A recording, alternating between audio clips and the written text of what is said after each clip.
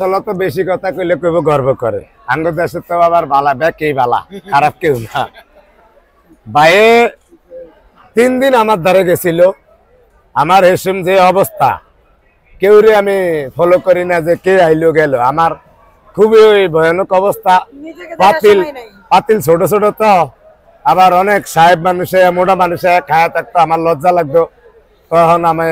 মানে উল্টা পাল্টা রিভিউ ইউটিউব ভাইয়ের লগে কন্টেন্ট ক্রিয়েটর ভাইয়ের লগে তখন ভাইয়ের 3 দিন গেছে লাস্টের দিন যাওয়ার পরে এক ভদ্রলোক কয় বিজান শুনো আমি কি ভাই আপনি জ্বালায়েন না কয় শুনো আমি তোমার এক আর কথা কই ছবি তুলুম না এখন কয় আবে শুনছি নাই কি না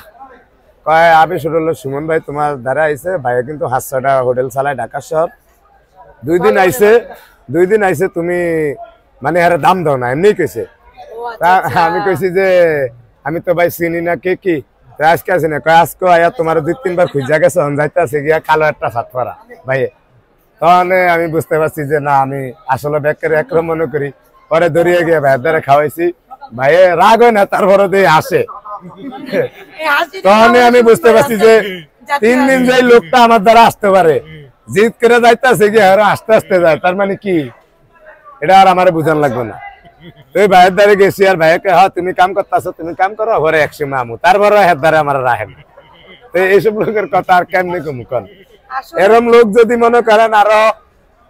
ঢাকা শহর 10-15 জন থাকতো এরম হোটেল বা এরকম তাহলে আরো উন্নত দর্শক আমি পার্সোনালি নিজে একটু ব্যক্তিগত কিছু কথা বলতে চাই সেটা হলো এটা যে রোদ